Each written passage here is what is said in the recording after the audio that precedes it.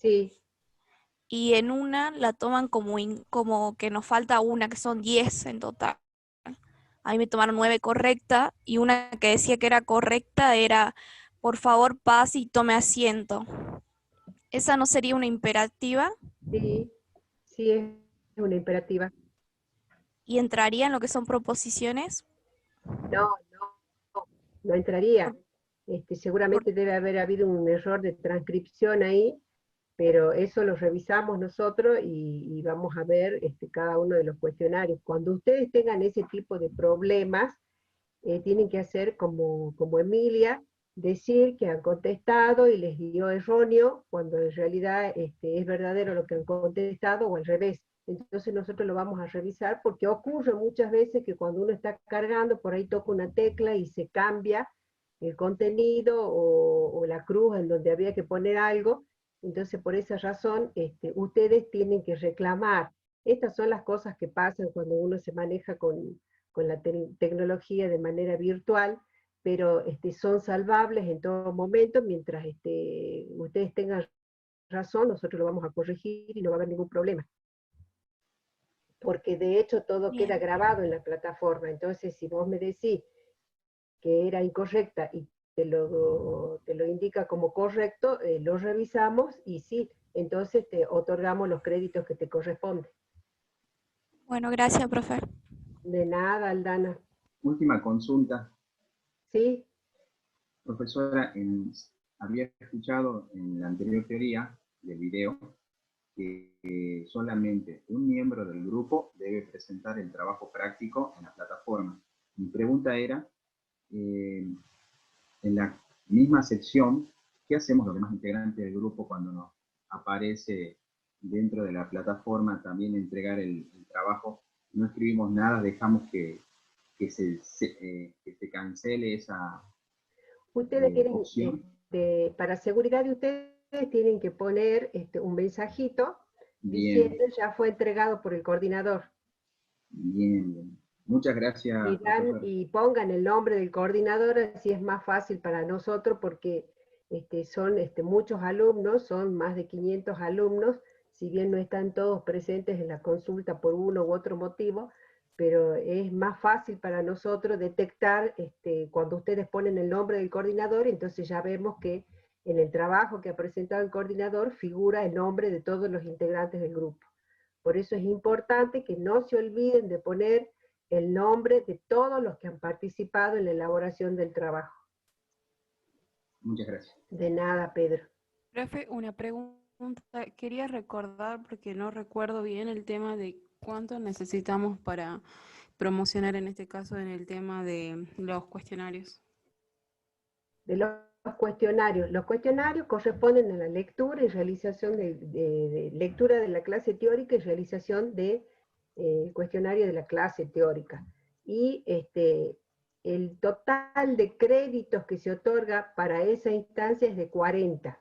Y vean en el cronograma que está en la primera clase, que está en el Power, donde les da el puntaje en créditos que se le asigna a cada teoría. Hay solo 2 teorías que tienen un mayor puntaje, el resto de las teorías tienen 3 puntos de crédito. Gracias, profe. De nada, Agustín. Bueno, vamos a empezar entonces porque ya pasaron 11 minutos. Yo voy a dejar habilitado el audio y voy a deshabilitar el video para que, y ustedes también deshabiliten las dos cosas, el audio y el video, para que cuando les transcriba el PowerPoint no salgan las ventanillas con las caras de cada uno de nosotros y esté tapando el contenido del PowerPoint. Entonces empezamos a ver, yo les voy a compartir ahora la pantalla, voy a sacar el video, voy a dejar el audio y voy a compartir la pantalla del PowerPoint que vamos a empezar a desarrollar entonces, que corresponde a la clase 2.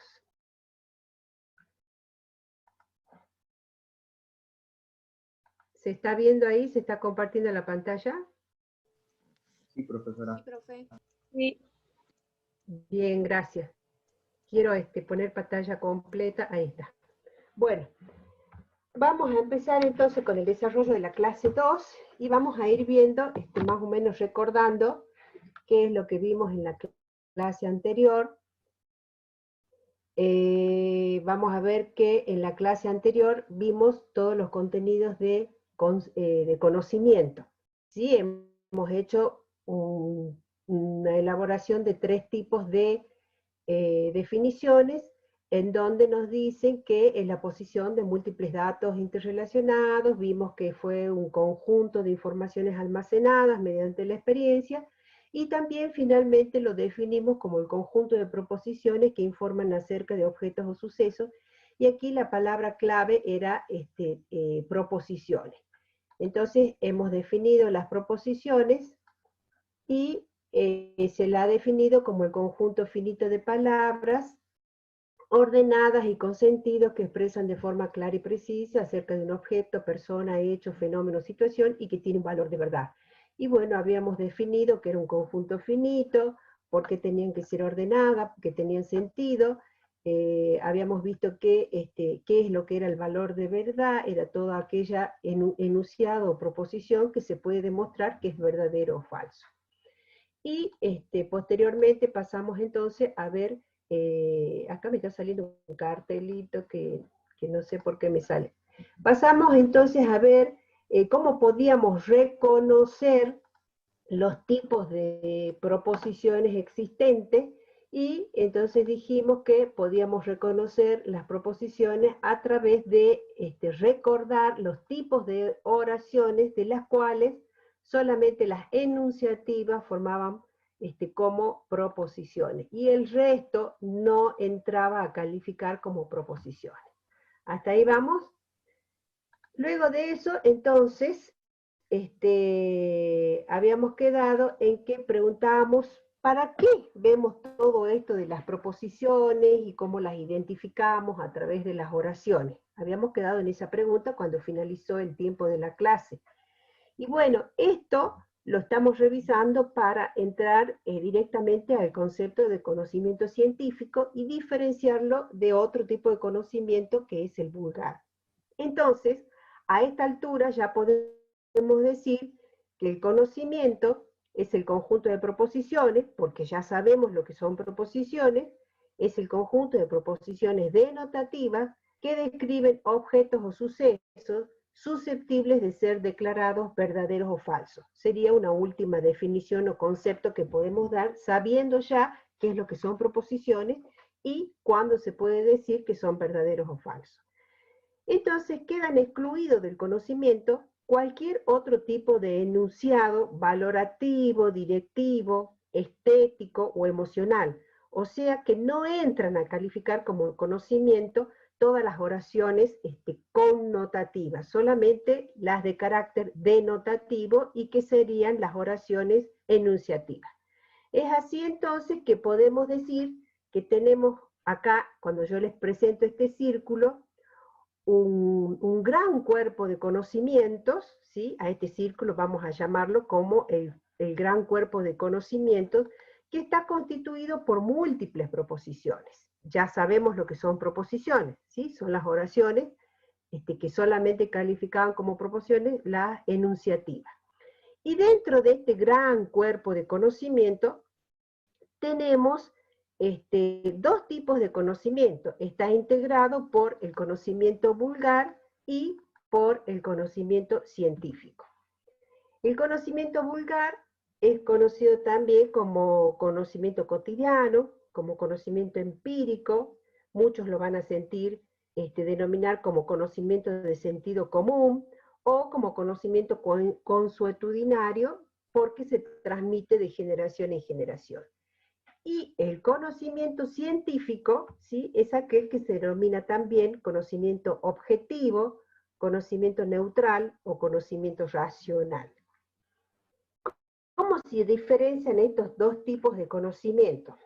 Vamos a decir que el conocimiento vulgar, ¿sí?, es un conjunto de proposiciones elaboradas en base a la experiencia, a las percepciones de las personas en relación a los hechos, y se transmite de generación en generación en el contexto y cultura en la que nos tocó nacer y desarrollarnos, ¿sí? Es decir, donde nosotros convivimos con el resto de las personas y pasamos la mayor parte de nuestras vidas y es allí donde crecemos y nos desarrollamos.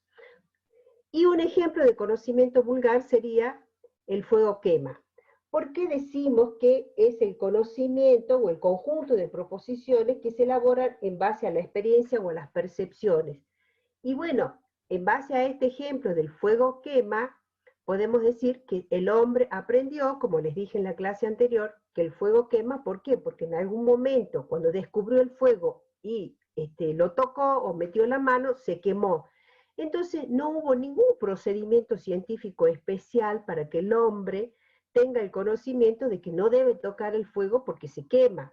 Este es un tipo de conocimiento vulgar.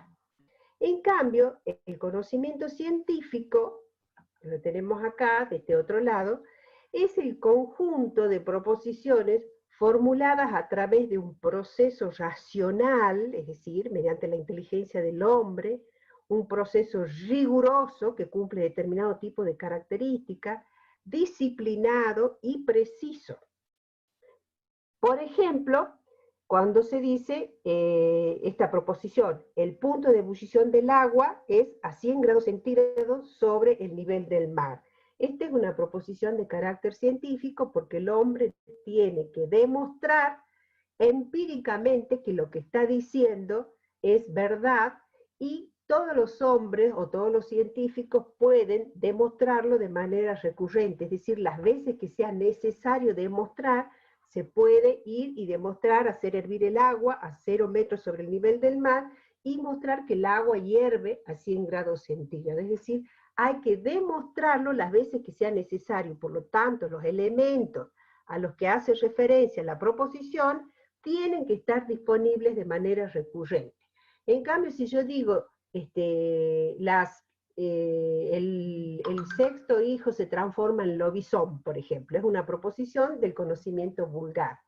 Pero yo no puedo demostrar que el sexto hijo se transforma en lobizón, ¿sí? Es algo que se va transmitiendo en determinado grupo con una determinada cultura que se transmite de generación en generación y que se lo acepta así porque es parte de la cultura propia.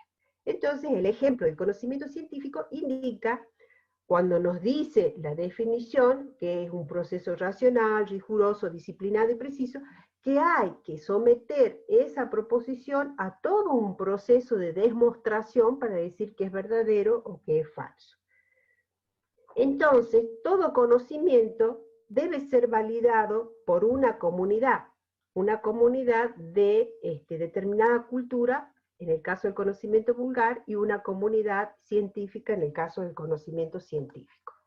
Entonces vamos a decir que el conocimiento vulgar, vamos a dar la definición, decimos que es el conjunto de proposiciones formuladas y legitimadas a través de la experiencia o las percepciones y transmitidas de generación en generación en un contexto cultural particular. Y el conocimiento científico decimos que es el conjunto de proposiciones formuladas y legitimadas a través de un proceso racional, riguroso, disciplinado y preciso. Y cuando nosotros decimos legitimados, ¿sí? Conjunto de proposiciones legitimadas, decimos en las dos definiciones, ¿a qué estamos haciendo referencia? Este es un proceso de validación, ¿sí? La validación justamente la validación del conocimiento justamente se llama legitimación. ¿Y qué es la legitimación? Es el proceso mediante el cual se dice que una proposición es verdadera, se reconoce como verdadera, se la acepta, se la aprueba, se la da por sentada de que lo que se está diciendo es verdadero. Entonces vamos a definir el proceso de legitimación como el proceso mediante el cual se determina que el conocimiento es verdadero. Es decir, a través de ese proceso que tiene determinadas características, se dice que lo que yo estoy diciendo es verdadero o es falso. Cuando yo digo que es verdadero, entonces estoy legitimando el conocimiento, estoy dando por hecho de que lo que se está diciendo es verdad. Y existen dos tipos de legitimación, una para el conocimiento vulgar y otra para el conocimiento científico. Por ejemplo, cuando nosotros decimos Dios existe y está presente en todas partes, ¿cómo vamos a legitimar o demostrar que esto es verdad, que Dios existe? ¿Sí? No existe otra forma más que a través de la fe, de la creencia o de la autoridad religiosa. No podemos decir, vamos a ir a tal lugar y vamos a encontrar que está presente Dios, ¿sí? Por eso, aunque decir Dios existe forma parte del conocimiento religioso, está incluido dentro del conocimiento vulgar, porque no se puede demostrar de manera recurrente que Dios está presente en todas partes. Solamente la gente tiene que aceptarlo a través de la fe, porque es religiosa, porque practica determinado tipo de religión, tiene determinado tipo de creencias, y la autoridad religiosa que rige o que está ordenando ese tipo de creencia lo dice así, y por lo tanto hay que aceptarlo. En cambio, en el conocimiento científico, si yo digo el punto de ebullición del agua es directamente proporcional a la presión atmosférica e inversamente proporcional a la altura, yo tengo que demostrar esto, y si es necesario, varias veces para demostrar que es verdadero. Entonces tenemos dos tipos de legitimación, el vulgar y el científico. ¿Y cómo se legitima este conocimiento vulgar y cómo se legitima este conocimiento científico? En el conocimiento vulgar, la legitimación se da a través de la propia experiencia, ¿sí? No requiere de un procedimiento especial para su aprobación. Por eso les decía que cuando el hombre se quema, ¿sí?, no necesita un procedimiento para demostrar que el fuego quema, lo aprendió a través de la experiencia propia. Y cuando decimos, por ejemplo, la curandera cura del susto a los niños en el pueblo, ¿sí?, esto forma parte de la cultura de una determinada comunidad. Entonces ya está siendo legitimado por el solo hecho de ser parte de las creencias o de las costumbres de esa cultura. Al ser parte de las tradiciones o costumbres de una cultura, se da por válido ese conocimiento. Su verdad se fundamenta en la experiencia propia o en la experiencia ajena. Entonces se da por verdadero porque me pasó a mí o porque le pasó a otra persona. Ese es el proceso de legitimación. No recurre a argumentos o pruebas que lo contrasten con la realidad o lo confirmen. En cambio, el conocimiento científico, el criterio de aceptabilidad o legitimación, está dado por su valor de verdad. Es decir, tengo que demostrar que es verdadero o falso. Es decir, que debe permitir alguna clase de contrastación empírica para decir que es verdadero o falso. Cuando digo contrastación empírica, es decir, confrontar eso que yo estoy diciendo, esa proposición, con la realidad, ¿sí? Y entonces ahí demuestro que es verdadero o es falso. Entonces la ciencia apela a procedimientos argumentativos con los que debe demostrar la validez de las proposiciones. Su valor de verdad entonces proviene de la precisión y coherencia de las proposiciones que enuncia, es decir, que se diga una proposición de manera precisa, concreta, sin confusiones, y que sea coherente. Entonces el valor de verdad va a estar determinado en primer lugar por esto, por la precisión y coherencia de las proposiciones que enuncia. Y también por la contrastación, es decir, la confrontación entre lo que enuncian las proposiciones, lo que dice la proposición, en contrastación con la realidad empírica a la que hacen referencia. Es lo que les acabo de decir. Tengo que confrontar para demostrar que es verdadero lo que estoy enunciando con la realidad. Decimos la realidad empírica. Entonces, ¿cuáles serían, por ejemplo, valga la redundancia, ejemplos de conocimiento vulgar? Y bueno, el primero, como les dije, el fuego quema, por ejemplo. También podríamos decir que la sombra de la copa de los árboles protege del sol. ¿Por qué? Porque el hombre se dio cuenta que al estar expuesto a la luz solar, cuando hace calor, le quema la piel, y entonces por el solo hecho de haberse aproximado a la sombra de los árboles, descubre de que esto le da tranquilidad a lo que el sol está quemando en la piel, y por lo tanto es un conocimiento que lo adquirió a través de la experiencia. Existen otras personas, por ejemplo, que dicen en determinadas culturas, si te desabrigas te vas a engripar. Y bueno, este es un conocimiento vulgar, ¿por qué? Porque las personas que se han desabrigado, que han sentido frío de repente al sacarse los abrigos, después tuvieron un estado gripal o se han resfriado. Entonces, a través de esta experiencia se va transmitiendo de generación en generación que si uno se desabriga, se va a engripar. A veces las abuelas o las madres nos dicen, por la mañana temprano, ponete un saco, no salgas desabrigado porque te vas a enfermar. Nos están dando una proposición, sí, pero es de parte del conocimiento vulgar porque lo aprendieron a través de su experiencia personal. Otro ejemplo de conocimiento vulgar sería, por ejemplo, no se puede comer sandía y tomar cerveza. Algunas personas que comieron sandía y después tomaron un vaso de cerveza les dio dolor de estómago, entonces ya queda instalado en un determinado grupo social que la cerveza con la sandía produce un malestar estomacal. Por otro lado, hay culturas, por ejemplo, que acostumbran, cuando nace un niño con algún problema de discapacidad, que dicen que llevándolo al matadero o a algún lugar donde se sacrifiquen los ganados vacunos, se le abre el vientre de la vaca y cuando fluye la sangre se lo pone ahí al niño y se cura. Y la proposición sería, por ejemplo, la sangre de un animal recién sacrificado cura la discapacidad de un recién nacido o un bebé. Sí, es una proposición de tipo dogmático, es una creencia que tienen determinados grupos sociales y que hasta la actualidad se practica.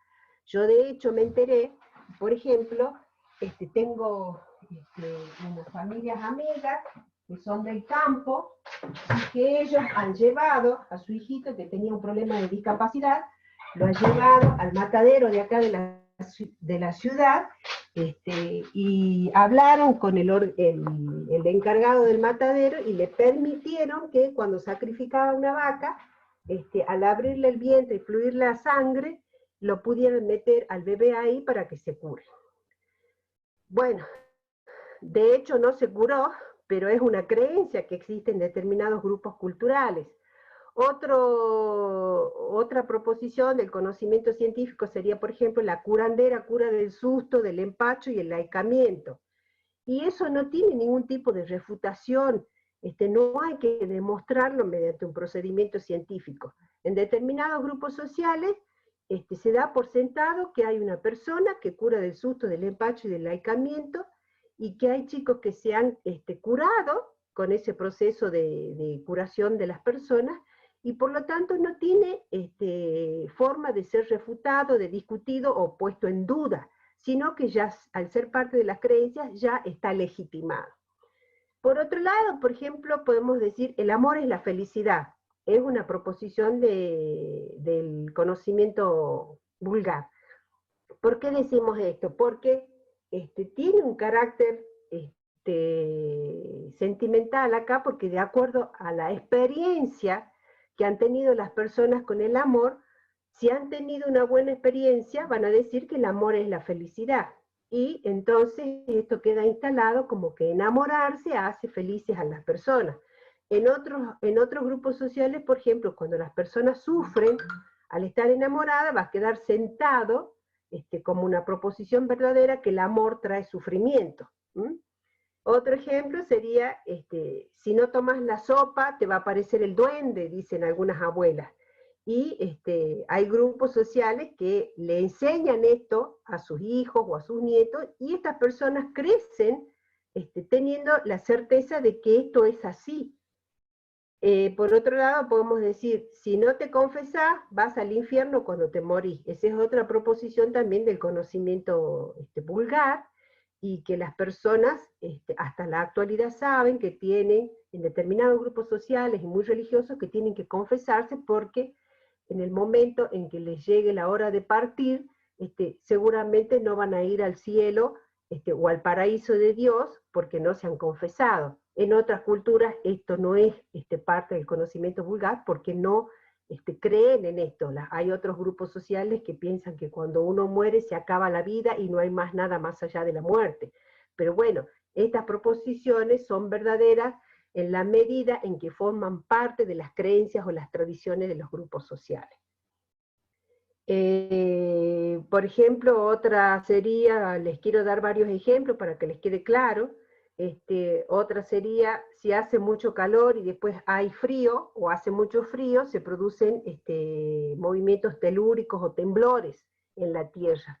Hay determinados lugares en donde hizo mucho calor y después de pronto se produjo el frío, y entonces a través de esa experiencia, más allá de que pueda ser verificado científicamente después, pero esta experiencia vivida por muchas personas ya les da el conocimiento de que cuando hace mucho calor y de repente baja la temperatura se produce un temblor, por ejemplo. Entonces queda validado porque ha sido experimentado por las personas. Otros dicen, por ejemplo, cuando los perros aúllan, habrá una desgracia. ¿Por qué? Porque a veces cuando murió una persona en el pueblo, los perros ladraban mucho o aullaban mucho, entonces ya quedó instalado como parte de esa cultura que los animales son un presagio de una desgracia en determinados grupos sociales. Otra sería, por ejemplo, los asientos de madera. Los asientos de madera son incómodos si se los usa por un tiempo prolongado. Hay grupos que dicen esto, ¿por qué? Porque han estado sentados, por ejemplo, en un asiento de madera dura, durante mucho tiempo esperando algo, y llegó un momento en que el asiento se pone incómodo. Entonces, esta experiencia que ha tenido la persona, la dice a través de una proposición y va a ser considerada como verdadera y parte del conocimiento vulgar porque ha sido adquirido a través de la experiencia propia o también de la experiencia ajena. Bueno, y del conocimiento científico es diferente la legitimación, como les dije, es decir, hay que someter las proposiciones a un proceso de contrastación empírica para decir que es verdadero o falso y que pase a formar o no parte del conocimiento científico. Y como les decía, por ejemplo, acá, cuando damos esta proposición, el punto de ebullición del agua es directamente proporcional a la presión atmosférica e inversamente proporcional a la altura. ¿Qué quiere decir esto? Que el agua hierve a mayor temperatura, ¿sí?, cuando hay mayor presión atmosférica, o que el agua hierve a menor temperatura cuando hay menor altura.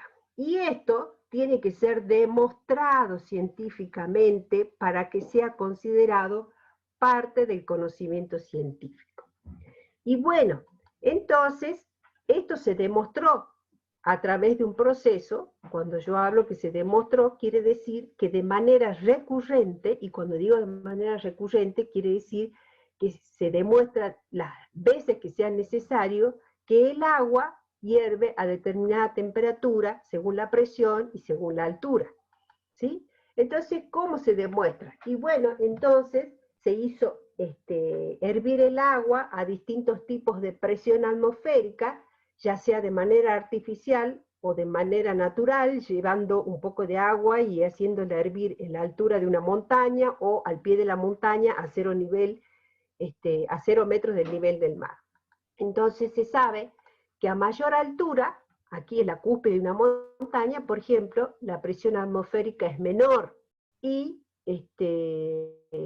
que la temperatura de ebullición del agua es menor. Aquí hay un errorcito, disculpen, hay una T, tiene que decir menor. Entonces, a mayor altura, menor presión atmosférica y menor temperatura de ebullición del agua. Y acá, en la base de la montaña, por ejemplo, cuando hay menor altura, es mayor la presión atmosférica y mayor la temperatura de ebullición.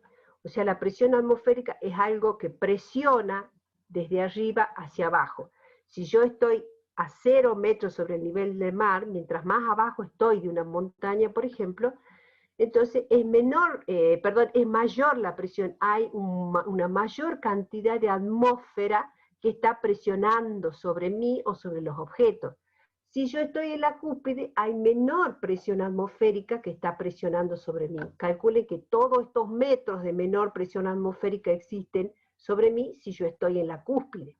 Si estoy aquí en la base de la montaña, hay mayor presión atmosférica. Todo este espacio de la montaña, medido en presión atmosférica, está haciendo presión sobre mi persona o sobre el agua, por ejemplo. Entonces, se ha demostrado que a diferentes metros sobre el nivel del mar, la temperatura del agua, la temperatura de ebullición del agua es diferente. Y entonces así tenemos, por ejemplo, que a 0 metros sobre el nivel del mar, la temperatura de ebullición del agua, es decir, a la temperatura en que hierve el agua, es de 100 grados centígrados. ¿Sí? Acá, en la base de una montaña, a 0 grados sobre el nivel del mar, o sobre la playa, digámosle, ahí hay 0 metros sobre el nivel del mar, la temperatura a la que hierve el agua es 100 grados centígrados. Cuando subimos 1000 metros, ¿sí?, el agua va a hervir a 97 grados centígrados. Cuando subimos a 2000 metros, a 94. Cuando subimos a 3000 metros, 91, y así respectivamente. Cada 1000 metros se demostró, haciendo hervir el agua cada 1000 metros y subiendo hacia arriba, se demostró que la temperatura de ebullición del agua va disminuyendo más o menos en 3 grados centígrados. Y por eso tenemos que a 0 metros sobre el nivel del mar hierve a 100. Cuando subimos 1000 metros en la montaña hierve a 97, es decir, disminuye en 3 grados centígrados. Cuando hervimos a 2000 disminuye 3 grados más. Cuando subimos a 3000 metros, disminuye 3 grados más, ¿sí? Y así, por ejemplo, tenemos que en el Monte Everest, que es la montaña más alta del mundo, que tiene 8.848 metros sobre el nivel del mar, el agua hierve a 76 grados centígrados aproximadamente. Entonces, se hizo todo un procedimiento para demostrar esa proposición anterior, de que la temperatura de ebullición del agua depende de la presión atmosférica y de la altura. O sea, esto, a mayor altura, menor presión atmosférica y menor temperatura de ebullición, a menor altura, mayor presión atmosférica y mayor temperatura de ebullición. Esto ha sido demostrado varias veces, se hicieron varias demostraciones de que la temperatura a distintas alturas sobre el nivel del mar hierve de diferente manera. Entonces se hizo todo un procedimiento riguroso, disciplinado y preciso para demostrar esa proposición. Entonces, ese conocimiento que tenemos adelante, esta proposición, el punto de ebullición del agua es directamente proporcional a la presión atmosférica, inversamente proporcional a la altura, ha sido demostrado a través de ese proceso y por lo tanto forma parte del conocimiento científico. Si se hubiera recurrido a hacer todas estas pruebas y se hubiera demostrado que el agua hierve a 100 grados centígrados en 0 metros sobre el nivel del mar y también hierve a 100 grados centígrados arriba de la montaña, entonces esa proposición es considerada como falsa. Pero como se demostró las veces que fue necesario que esto se cumplía, a mayor altura, menor presión atmosférica, menor temperatura de ebullición, y también esta, entonces se considera que esa proposición es verdadera. Cuando decimos entonces que el conocimiento científico es el conjunto de proposiciones formuladas a través de un proceso riguroso, racional, disciplinado y preciso, me lleva a pensar que hay una serie de requisitos que se deben cumplir para que las proposiciones califiquen como conocimiento científico, es decir, que tienen que cumplir ciertas características o requisitos para que pasen a formar parte del conocimiento científico. Y esta proposición de que el agua hierve a mayor temperatura de que tienen mayor temperatura de ebullición a menor altura y que tienen menor temperatura de ebullición a mayor altura, se demostró a través de ese proceso y reúne las características del conocimiento que ahora se las voy a dar. Es decir, cada proposición del conocimiento científico, cada proposición que se elabore, tiene que reunir un conjunto de características o de requisitos para que pase a formar parte del conocimiento científico. No va a pasar a formar parte del conocimiento científico como lo hacen las proposiciones que son del conocimiento vulgar, que solamente por haberlo experimentado personalmente o a través de la experiencia ajena o porque son parte de la cultura de un determinado grupo social ya son verdaderos. No, acá las proposiciones para ser de carácter científico tienen que reunir una serie de características o requisitos y que son, por ejemplo, la primera es que deben tener un carácter descriptivo, explicativo o predictivo. Esa es una de las primeras características que deben reunir las proposiciones para ser de carácter científico. ¿Qué quiero decir cuando digo que deben ser descriptivos, explicativos y predictivas? Quiere decir que cuando se formula una proposición, esta debe describir las características del objeto. Describir significa detallar cuáles son las características de un objeto, de un fenómeno o de una circunstancia. Y también debe explicar, por eso decimos descriptivo explicativo, y explicar es dar las causas, ¿sí?, estableciendo relaciones con las manifestaciones, y a partir de la descripción de las características y de explicar las causas de un fenómeno, se puede anticipar o predecir la ocurrencia de un acontecimiento. Veamos un ejemplo. Veamos el ejemplo de las vacunas. Por ejemplo, la vacuna del sarampión, la antisarampionosa. Los niños se enfermaban con sarampión, o sea, tenían erupciones en la piel y presentaban determinado tipo de síntomas. Entonces, el conocimiento científico debió describir esas características, decir cuáles eran las características que presentaba el niño con ese tipo de erupciones, cómo eran las erupciones y cuáles eran los otros síntomas que presentaba el niño. Y se debió buscar, a su vez, cuáles eran las causas que determinaban que aparezcan esas manifestaciones en el cuerpo del niño, es decir, esas erupciones y otras características como fiebre, por ejemplo, malestar general, dolor de cuerpo.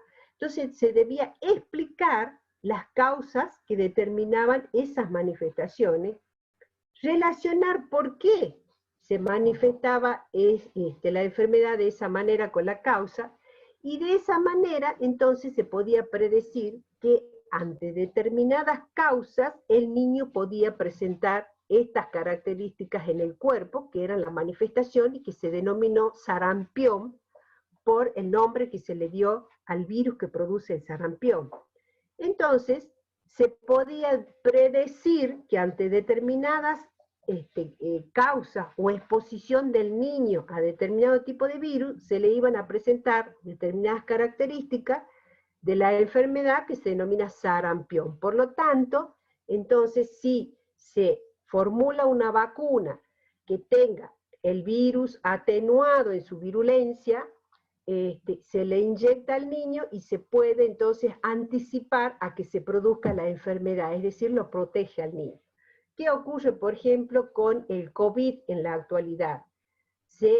Todavía no está seguro o bien firme el conocimiento científico que se tiene del virus, pero ustedes han visto que todos los días dan distintos tipos de información acerca de las características de este virus. Se sabe cuáles son las causas, pero las manifestaciones o las características en el cuerpo que da ese virus en las personas va cambiando. Entonces se sigue estudiando y se ve que el virus va mutando, por lo tanto se manifiesta de diferente manera en las personas, pero sí hay una serie de síntomas que se mantienen, como por ejemplo la fiebre, el dolor de cabeza, pero se han ido agregando otros síntomas y han ido desapareciendo otros.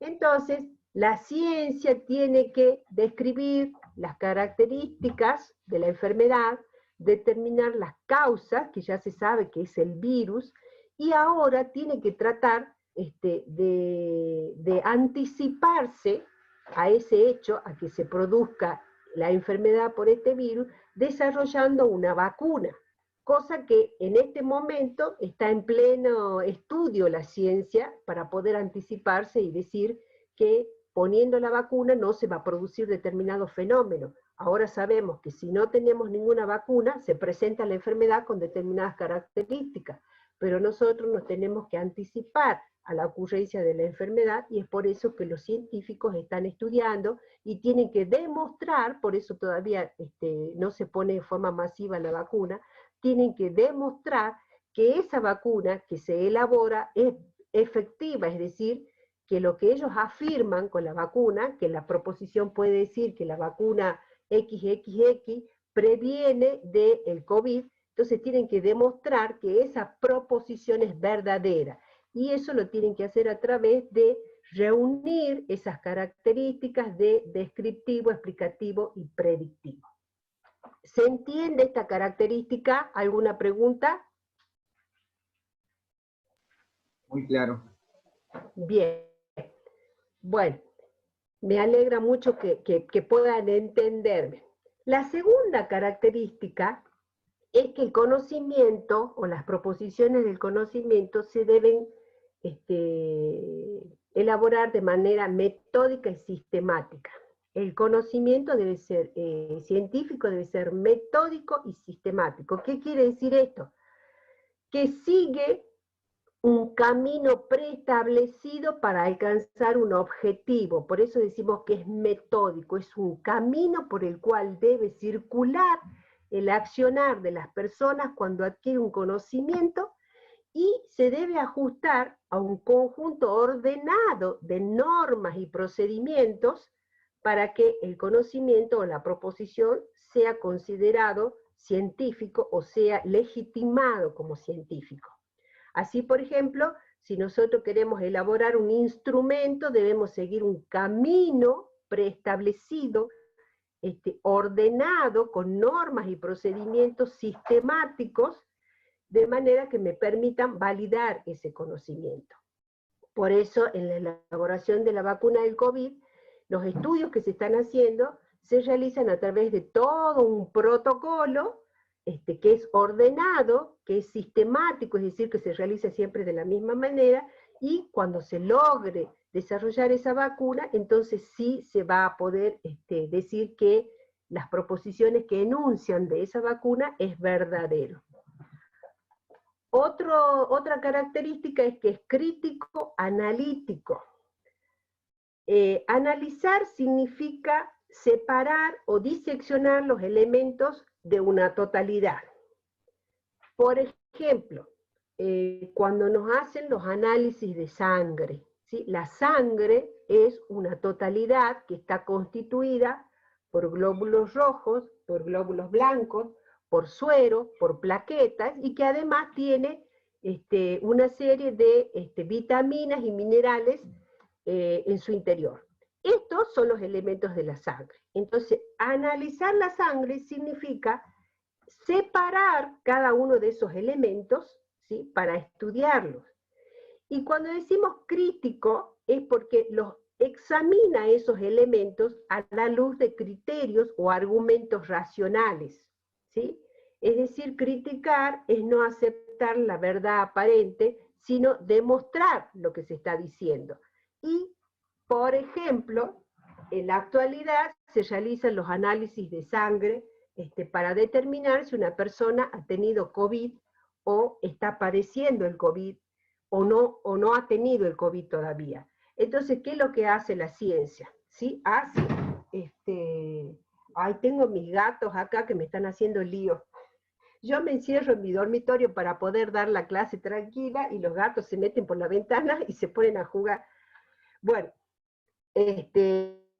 más allá de este comentario, les quería decir que cuando se hacen los análisis del COVID, entonces se separan las partes que se necesitan estudiar para determinar si la persona ha tenido, tiene o no ha tenido el COVID. Entonces se estudian, por ejemplo, las inmunoglobulinas, las IgG o las IgM, y se analiza si las tiene, cuál es la concentración en que las tiene, y entonces de esta manera se puede decir si la persona no tiene, si ha tenido o está cursando la enfermedad. A eso se refiere cuando decimos que el conocimiento debe ser crítico analítico. Cuando hablamos también de otra característica, decimos que el conocimiento debe ser comprobable. Ven que cada una de estas características se va encadenando con la que sigue. Decimos comprobable, que está relacionado con todo lo que dijimos anteriormente. Decimos comprobable porque los objetos a los que hacen referencia las proposiciones tienen que ser accesibles de modo recurrente, de modo directo o indirecto, pero en condiciones de observación explícita. Y entonces aquí está lo que yo les decía hace rato: si digo Dios existe, es un conocimiento inaccesible porque no puedo demostrarlo las veces que sea necesario para decir que es una proposición verdadera, ¿sí? En cambio, si digo el agua hierve a 100 grados centígrados, yo puedo demostrarlo de manera directa, indirecta, natural o artificial, que el agua hierve a 100 grados centígrados sobre el nivel del mar.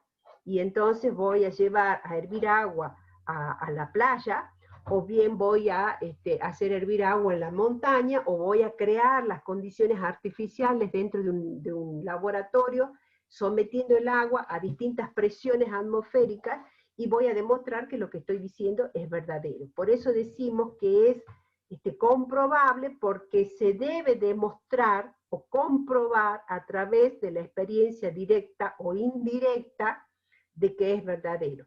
¿Qué sería indirecta? A través de la creación de un ambiente artificial que reúna las características similares a la realidad. También podría ser una manera de comprobar algo de manera indirecta o artificial, sería, por ejemplo, cuando se descubrieron los planetas, había un último planeta que no se había conocido, que es Plutón, y a través del telescopio, entonces se pudo demostrar las veces que era necesario que ese planeta existía. Como ahora, por ejemplo, dicen que existen otras galaxias, entonces a través de distintos métodos con instrumentos tecnológicos se puede demostrar de manera indirecta que lo que se está diciendo es verdadero. Por eso decimos que es comprobable, porque es necesario que se pueda demostrar de manera recurrente. Aquí la palabra clave es recurrente, es decir, recurrente quiere decir que yo lo puedo, que puedo disponer de todos los elementos necesarios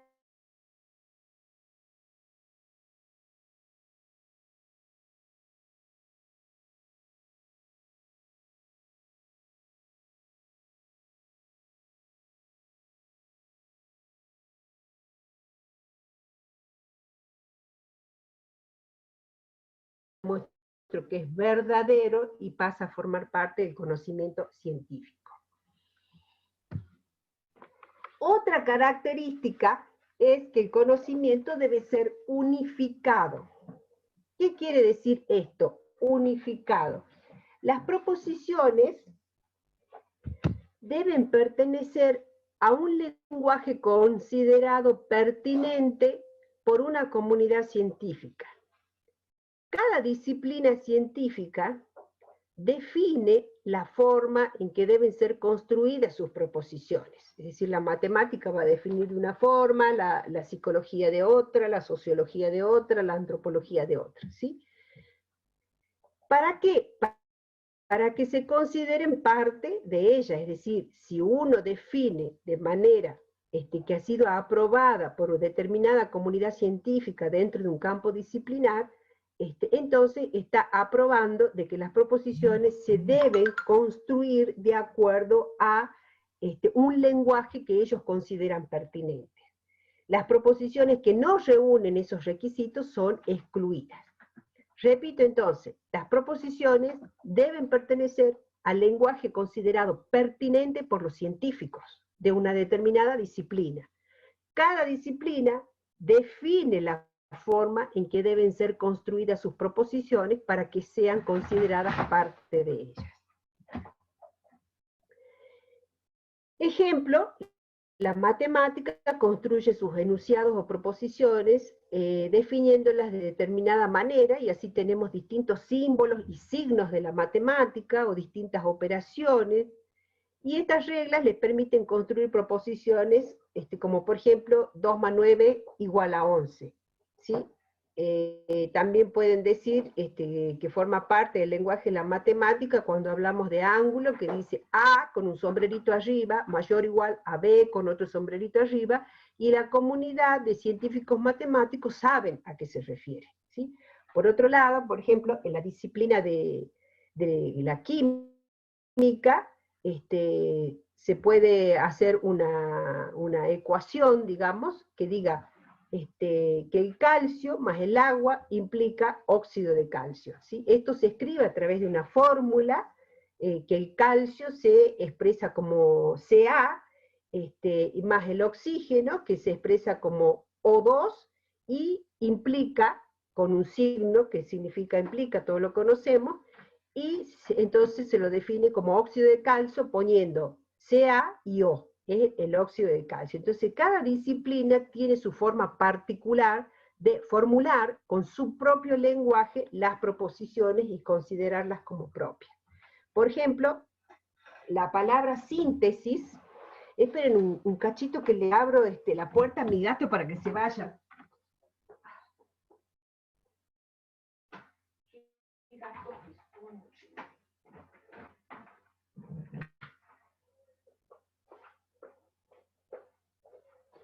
Acá estoy de vuelta. Bueno, entonces les decía que, por ejemplo, la palabra síntesis tiene significados diferentes, tanto en biología como en ciencias de la educación. Entonces, para biología, la palabra síntesis implica la formación de tejido o de un compuesto, ¿sí? Y cuando utilizan esta palabra, esa comunidad de la comunidad científica de biología sabe a qué se está refiriendo cuando utiliza la palabra biología en una proposición. En cambio, en ciencias de la educación, por ejemplo, síntesis significa reducir un texto utilizando los términos propios, que no es lo mismo que resumen. El resumen es cuando nosotros utilizamos los mismos términos del autor. En cambio, la síntesis es hacer una reducción del texto que dijo determinado autor o persona, pero utilizando los términos de uno mismo, es decir, uno lo expresa como lo ha entendido. Entonces, cada comunidad científica dentro de cada disciplina tiene un lenguaje unificado que lo entienden todos. ¿Vamos hasta ahí? ¿Estamos bien? ¿No hay preguntas? No, profe, está bien. Bueno, sigamos entonces. Otra característica es que el conocimiento científico debe ser lógicamente consistente, y es lo que venimos diciendo desde el principio que hablamos de conocimiento, ¿sí? Que debe ser coherente. La lógica involucra principios de reunión, de orden y unión de palabras, ¿sí? De tal manera que se obtenga la razón o el sentido de lo que se dice. Es decir, cuando hablamos de reunión es porque tengo reunida un conjunto de palabras. Cuando hablamos de orden me refiero a que debo ordenar esas palabras y unirlas de determinada manera para que tenga sentido lo que estoy diciendo. Las palabras son reunidas, ordenadas y relacionadas de manera que se obtenga la inteligibilidad de la proposición, es decir, que se entienda lo que se está diciendo. Otra característica es que el conocimiento debe ser comunicable. Comunicable por medio de un lenguaje preciso, esto se relaciona con lo anterior, es decir, que la ciencia debe eliminar la vaguedad o la ambigüedad de las palabras y pronunciarse neutral, es decir, no dar juicios de valor diciendo es mejor, es bueno, es peor, es feo, es lindo. No, se tiene que pronunciar de forma neutral el conocimiento científico y se debe expresar de manera precisa, diciendo lo que con las palabras necesarias para que se entienda lo que se quiere decir y no que se entienda de otra manera. Por eso decimos que no debe ser ambiguo, debe significar lo que se quiere decir y por eso se deben buscar las palabras precisas y exactas para expresar lo que hay que decir y no que se entienda de otra manera. Comunicable sería esta característica. Objetivo, el conocimiento científico debe ser objetivo. ¿Y a qué se refiere a esto? Nosotros sabemos que como personas nunca vamos a ser objetivas 100% por el solo hecho de ser humanos, porque estamos cargados de sentimientos, de emociones. Por lo tanto, el conocimiento se considera objetivo cuando hay coincidencia de subjetividades, ¿sí? Entonces, si hay un mayor número de personas que aprecian un fenómeno de determinada manera, es decir, lo entienden de determinada manera, ¿sí? Entonces hay coincidencias de muchas subjetividades. Subjetividades porque yo lo entiendo de determinada manera. Ustedes lo entienden de determinada manera. Cuando exista una cantidad considerable de personas, cuando existan muchas personas que entienden un fenómeno de la misma manera, entonces se dice que hay coincidencia de objetividades, de subjetividades, por lo tanto el conocimiento se acerca más a la objetividad. Y una última característica del conocimiento científico es que debe ser provisorio. Es provisorio el conocimiento científico. ¿Por qué? Porque siempre estará abierta la posibilidad de refutar una proposición científica y mostrar que no es verdadera cuando se dispone de los elementos para afirmar lo contrario. Es por eso que la ciencia avanza. Por eso, cuando nosotros vimos que los científicos formularon determinado tipo de proposiciones acerca del COVID al inicio de la pandemia, esto era un conocimiento provisorio porque vimos que a medida que se siguió investigando esta enfermedad producida por el COVID, iba cambiando las características de la enfermedad, se iba viendo que producía determinado tipo de cosas que eran diferentes al inicio y por lo tanto de esta manera, considerando que el conocimiento científico es provisorio, la ciencia puede ir refutando que lo que dijo anteriormente no era verdadero y que lo que se va descubriendo ahora es lo que se acerca más a la verdad. Y de esa manera la ciencia progresa, si no, no progresaría.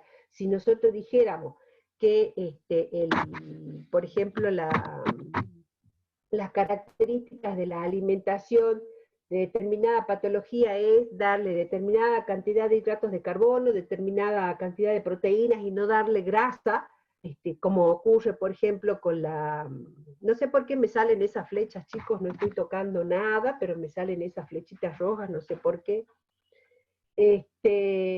Entonces, si yo dijera que esa proposición que digo, que en determinada patología, por ejemplo, en una hepatopatía, en un enfermo de hígados, como dimos un ejemplo en la clase anterior, se debe dar determinada cantidad de hidratos de carbono y determinada cantidad de proteínas y no dar grasa, como ocurría hace unos 20 años atrás, cuando yo era alumna, no más, hace unos 30 años atrás, cuando yo era alumna, me enseñaron de que no había que darle grasas al enfermo hepático.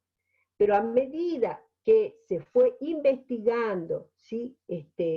Viendo las características y las causas de la enfermedad, entonces se va viendo de que en la actualidad se puede dar grasa a los enfermos de hígado, pero con una selección, es decir, hay que seleccionar el tipo de grasa, hay que dar grasas insaturadas y eliminar de la dieta las saturadas. Por lo tanto, el conocimiento avanzó. Se pudo refutar ese conocimiento o esa proposición que se decía que no había que dar grasa, se demostró por qué no era verdadero esa proposición, las veces que fue necesario, por lo tanto, ahora esa proposición quedó fuera del conocimiento y pasó a formar parte del conocimiento científico de que al enfermo hepático se le puede dar grasas, pero con determinado tipo de grasa, es decir, hacer una elección de grasas, que de hecho son las grasas insaturadas las que hay que darle a los enfermos hepáticos, y no las saturadas.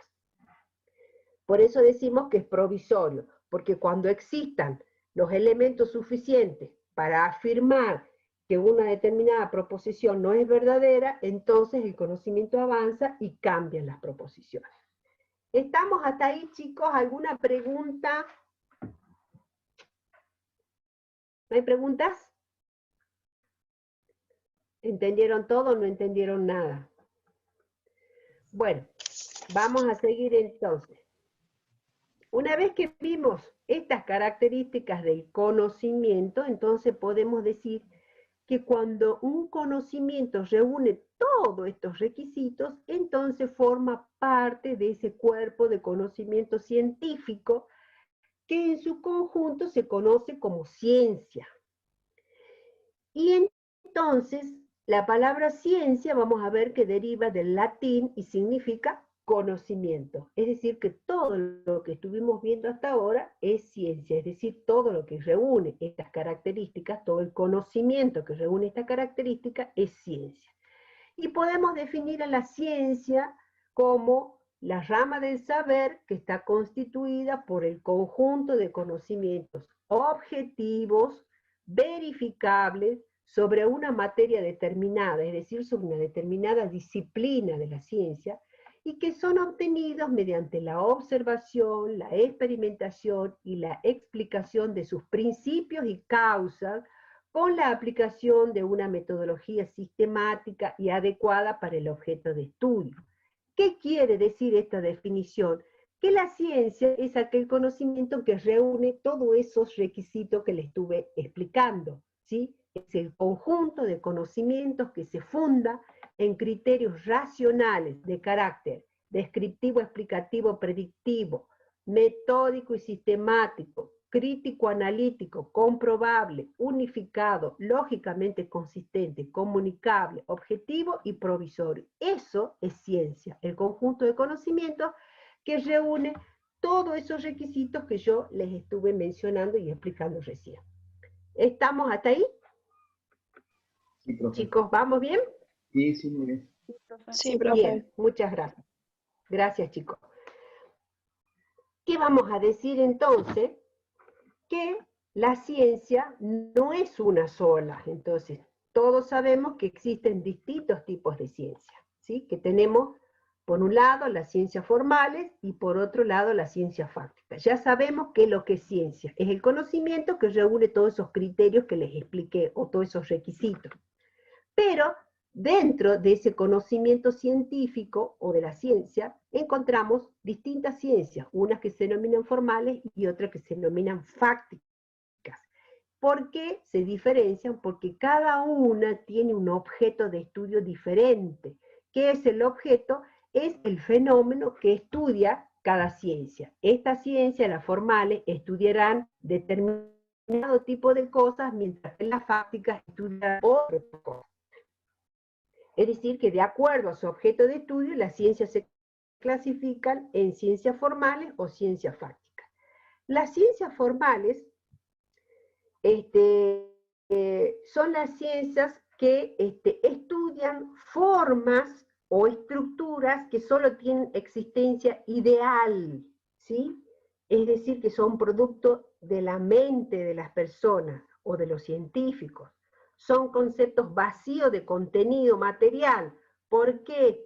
Porque son creados por la mente, como por ejemplo, estas ciencias son, por ejemplo, la matemática es una ciencia formal, y esta tiene existencia ideal, ¿por qué? Porque sus objetos de estudio son creados por ellas mismas, es decir, el uno, el ángulo o el círculo han sido creados por la mente de esta comunidad científica, y por eso decimos que son vacíos de contenido, porque no tienen nada adentro, sino que expresan algo que ha sido creado por la mente humana, ¿sí? El objeto de estudio, entonces, de esta ciencia no se les presenta como existencia, es decir, no hay ningún ángulo caminando por ahí, por la sociedad, no hay ningún número 10 que ande caminando y se exprese con sentimientos o que tenga algún contenido en su interior, ¿sí? No se les presenta por su existencia, sino porque son esa ciencia, o los científicos de esa ciencia lo construyen.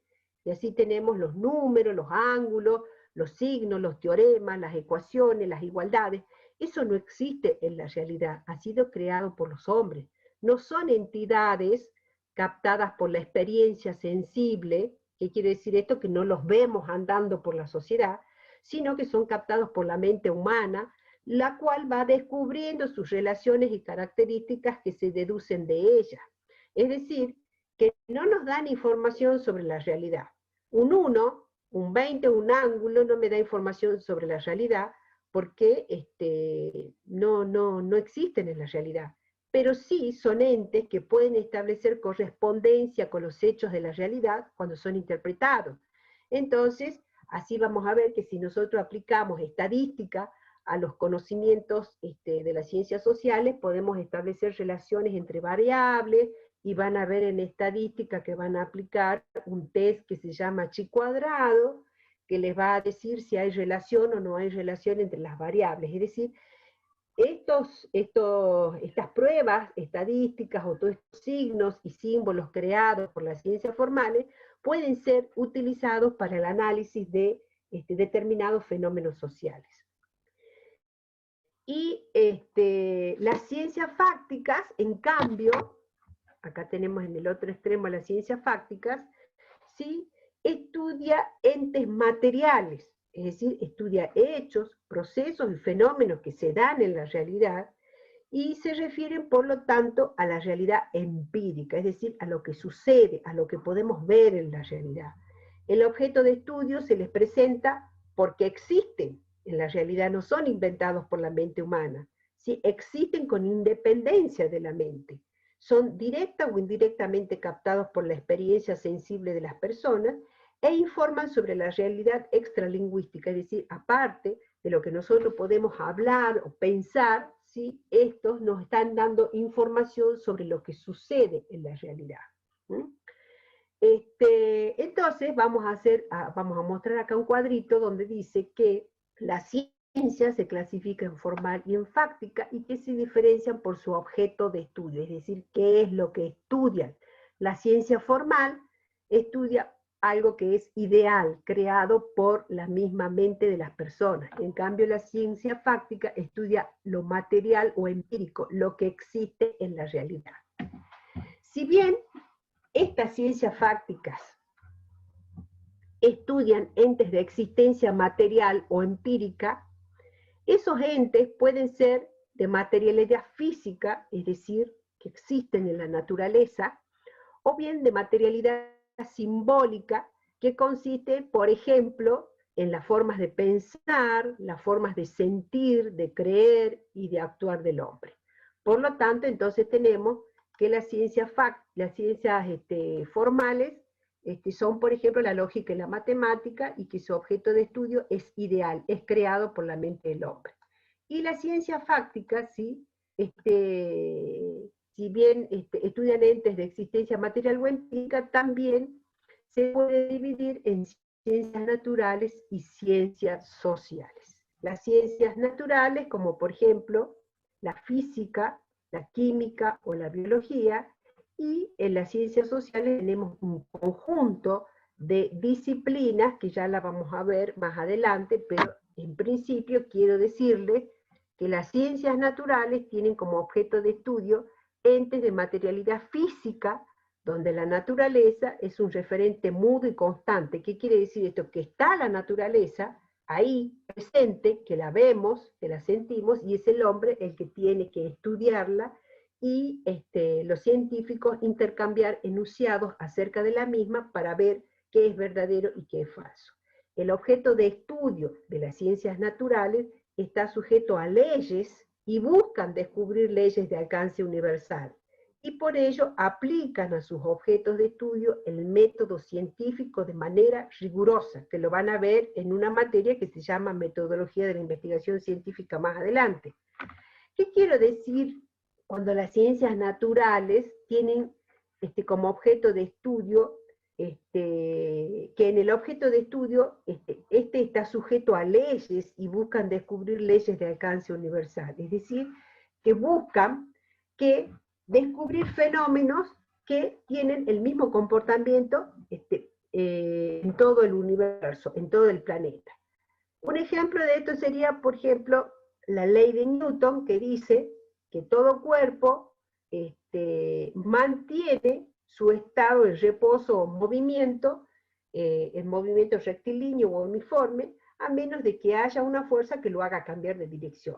También se conoce como la ley de la inercia, en donde todo cuerpo tiende a mantener su estado. Ustedes van a ver que cuando uno va, por ejemplo, en un automóvil y arranca, nosotros estamos sentados, estamos quietos y arranca con velocidad, nosotros tendemos a hacernos hacia atrás. ¿Por qué? Porque el cuerpo tiende a mantener su posición estática, pero como existe una fuerza que interrumpe esa mantención de su posición estática, que es la aceleración del auto, entonces lo hace cambiar. Por eso dice que todo cuerpo mantiene su estado de reposo o movilidad, a menos que haya una fuerza que lo haga cambiar. Y de la misma manera, cuando vamos a gran velocidad, y ya estamos acostumbrados a esa velocidad dentro del automóvil que ya arrancó, si frenamos de golpe, nuestro cuerpo tiende a irse para adelante porque tiende a mantener la velocidad que venía trayendo, ¿sí? Por eso dice la ley de Newton que todo cuerpo tiende a mantener su estado, ya sea de reposo o bien de movimiento. Y solamente cambia a menos que exista una fuerza que lo haga cambiar. Y en este caso la fuerza sería la fuerza de la aceleración o la fuerza del frenado del automóvil. Y en cambio tenemos las ciencias sociales. Por eso, ¿entienden esto de que buscan el descubrimiento de leyes universales? Es decir, en este ejemplo que yo les he dado, se buscó y se demostró que para todos los objetos existe una ley de estática que hace que mantengan su posición en reposo, y si están en movimiento, que tiendan a mantener ese movimiento. Entonces, esta ley aplica para todos los elementos físicos, tanto para el cuerpo de las personas como para todos los elementos de la naturaleza que se encuentren en la realidad empírica. Si tenemos una piedra, esta va a mantener su estado de reposo, a menos que vengamos nosotros, la alcemos y la tiremos, o la pateemos, ¿me entienden? Por eso decimos que estas ciencias buscan leyes universales. Por ejemplo, buscan de manera metódica y sistemática descubrir cómo funciona el corazón de las personas, ¿sí? Entonces hay una ley universal que dice que en todas las personas el corazón funciona de determinada manera, porque la sangre entra por las aurículas, sale por las ventrículas, y todo un proceso, ¿sí?, mediante el cual funciona el corazón para llevar sangre y oxigenar todo el cuerpo. Entonces hay una ley que dice que el corazón funciona igual en todas las personas. ¿Se entiende hasta ahí? Sí, profe. Bien. En cambio, las ciencias sociales, ¿sí? Creía que me preguntaba. En cambio, en las ciencias sociales orientan su estudio a los aspectos del comportamiento de las personas. Acá, en las ciencias naturales, no estudian el comportamiento de las personas, por eso decimos que son entes que se presentan de manera muda, y que no hablan con los científicos, y son los científicos los que tienen que estudiarlas y tratar de establecer las leyes universales que rigen el funcionamiento, por ejemplo, de los cuerpos humanos. En cambio, en las ciencias sociales, estas estudian los aspectos de comportamiento y actividades de los seres humanos que no son estudiados por las ciencias naturales. Examina las manifestaciones materiales e inmateriales de las sociedades, y su principal objeto de estudio es el hombre en interacción con sus semejantes y el medio ambiente, ¿sí? Entonces acá tenemos un gran conjunto de disciplinas. Cuando yo dije que estudian las manifestaciones materiales e inmateriales, es decir, estudian todo lo que el hombre hace. En este caso, por ejemplo, las manifestaciones materiales serían todo lo que el hombre inventa, En este caso, por ejemplo, este mouse que yo estoy utilizando para señalarle este término ciencias sociales ha sido inventado por los hombres. Esto es algo material. Entonces las ciencias sociales estudian, ¿sí?, todo lo que el hombre crea, como en el caso de este mouse, de esta computadora o de los celulares que ustedes puedan tener. ¿Sí? Y cuando dice que estudia también los fenómenos inmateriales del hombre, las ciencias sociales hace referencia a que estudian también las formas de pensar, las formas de comportarse, las formas de entender, los sentimientos o las frustraciones que puedan tener las personas que no pueden ser estudiadas por las ciencias naturales. ¿Vamos hasta ahí? ¿Vamos bien, chicos? Sí, profe.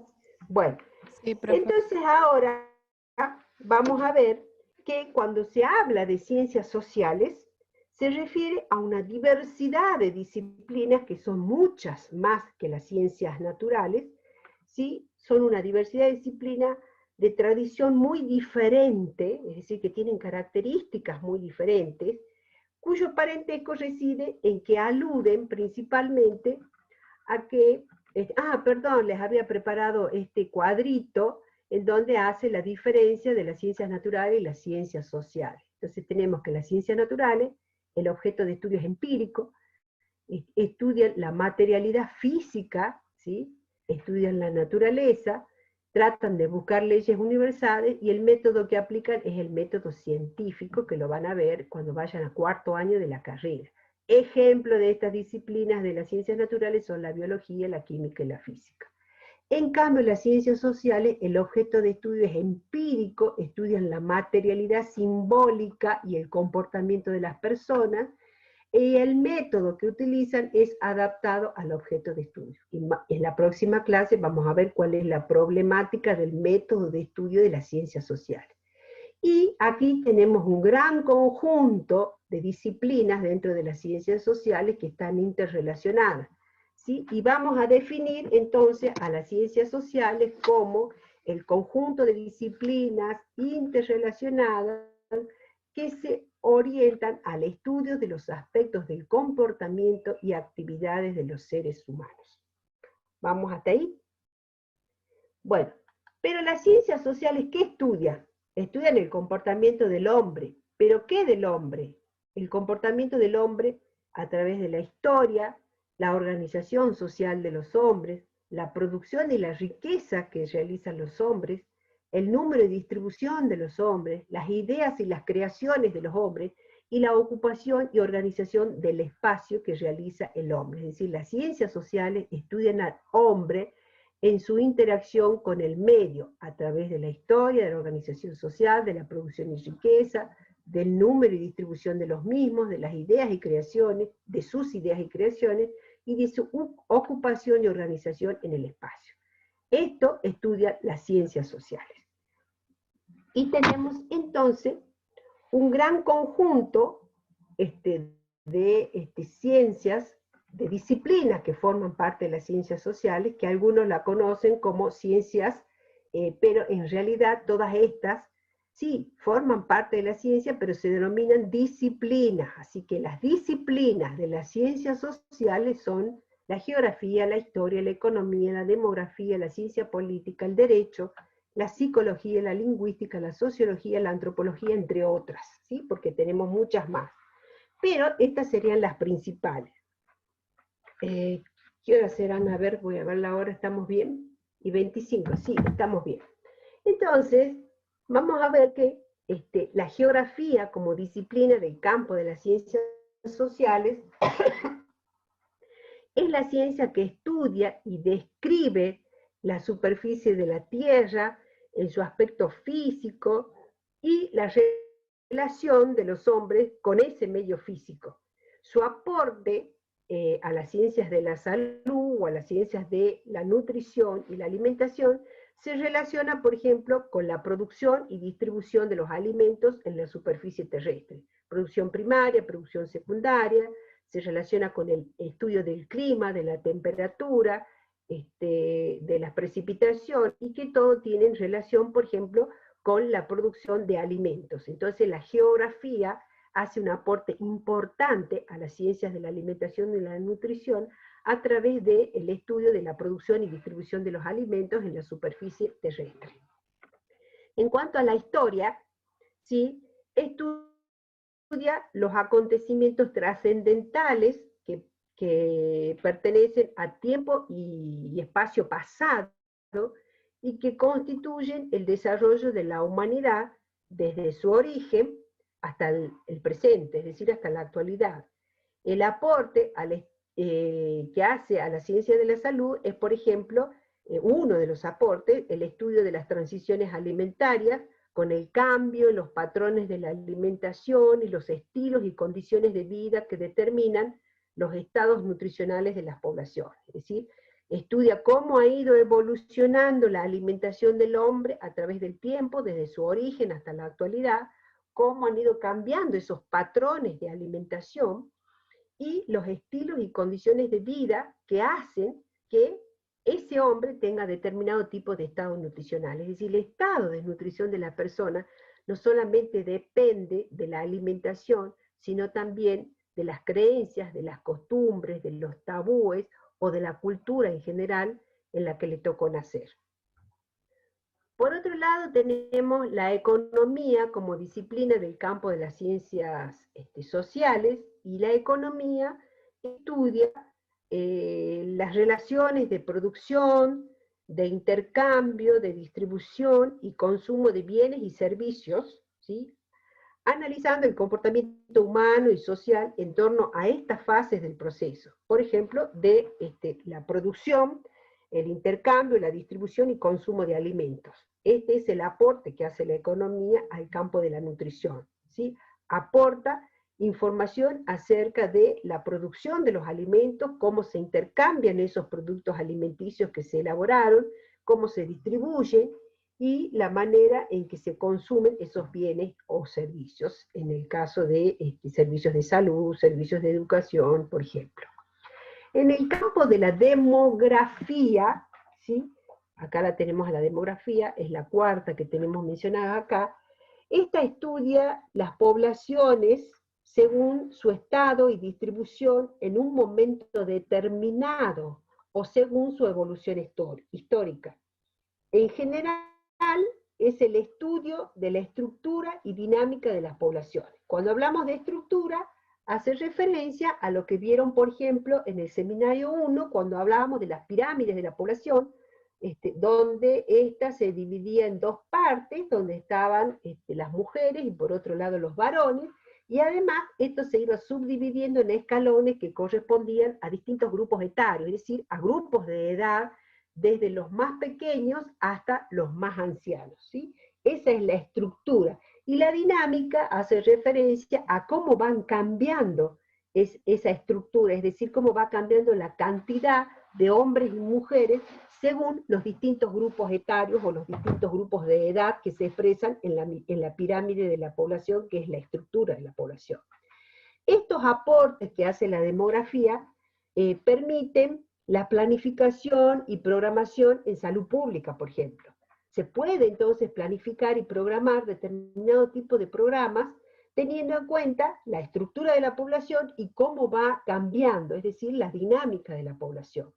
Conocer el volumen y la estructura de la población permite planificar una cobertura en alimentación y prever la evolución en el tiempo. Por ejemplo, planes generales de desarrollo, proyección de la población para la cobertura de salud o planificación de producción alimentaria, planificar, por ejemplo, estrategias de alimentación ante situaciones de emergencia o de catástrofe, como por ejemplo inundaciones, terremotos, incendios. Entonces, conocer la estructura y la dinámica de la población permite elaborar programas que estén adecuados a ese grupo social. Este es el aporte que hace la demografía dentro del campo de ciencias de la salud. Si ocurre una catástrofe, nosotros tenemos que conocer las características de esa población para poder planificar un programa de emergencia alimentaria. Después tenemos, por ejemplo, la ciencia política, es otra disciplina de las ciencias sociales, que se centra en el estudio teórico y práctico sistemático del gobierno, en su sentido más amplio, es decir, de las personas que nos están gobernando o administrando el funcionamiento del país, así como el estudio de los sistemas políticos y la conducta del Estado con la sociedad. Tiene como objeto de estudio las relaciones de poder que se suscitan a diferentes niveles, que forma el gobierno entre los individuos, las instituciones, los dirigentes. Es decir, hay distintas formas de poseer poder y distintas formas de ejercerlo. La ciencia política entonces estudia esas manifestaciones y formas del poder en el gobierno, entre los individuos, entre las instituciones y los dirigentes. Estudia la forma de actuación de un gobierno frente a determinados temas sociales y económicos de interés público. Por ejemplo, estudia la política educativa de un determinado tipo de gobierno, la política de seguridad, la política salarial, la de vivienda, la política alimentaria y nutricional, como por ejemplo la seguridad y la soberanía alimentaria. Estos serían los aportes de la ciencia política al campo de la nutrición. Por eso estamos viendo esto, porque todas las ciencias sociales contribuyen, ¿sí?, a el campo de las ciencias de la salud y específicamente al campo de la alimentación y de la nutrición. Otra disciplina es el derecho. El derecho se basa en el conjunto de leyes y normas establecidas por los mismos humanos o por las mismas personas para regir y regular las convivencias sociales, es decir, la convivencia entre las personas y evitar conflictos, ¿sí? Y así tenemos que el derecho, por ejemplo, se dedica a estudiar las características o lo que necesitan las personas con respecto a la alimentación. Y entonces así surge el derecho a la alimentación de los hijos, el derecho a la alimentación de las personas. Sería la contribución que hace la disciplina derecho al campo de la ciencia de la nutrición. Es decir, rige y formula todas las leyes y normas que están relacionadas con los derechos a la alimentación y al buen estado de nutrición de las personas. La psicología, que la tenemos acá en séptimo lugar, es el estudio del comportamiento de las personas individuales, ¿sí? Diferente a la psicología social, que es el estudio del comportamiento de los grupos sociales. La psicología estudia a las personas individualmente, la psicología social a los grupos sociales. Los estudia en sus procesos afectivos, intelectuales, subjetivos, que explican un comportamiento determinado, como por ejemplo, estudia qué es lo que le sucede a las personas individualmente cuando padecen de anorexia y bulimia, ¿sí? ¿Cuáles son los aspectos afectivos que están afectando a esas personas que padecen de anorexia? ¿Cuáles son los procesos intelectuales que tienen para llegar a no alimentarse y a llegar a un estado de anorexia total?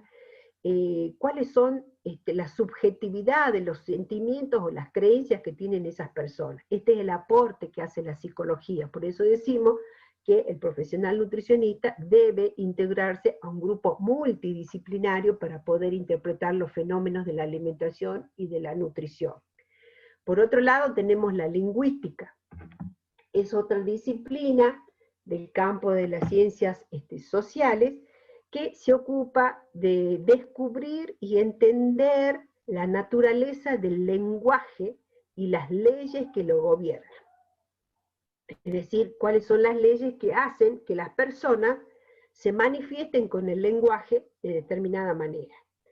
Existe un autor que se llama Levi Strauss, y este autor estudió mucho acerca de la lingüística relacionada con la alimentación.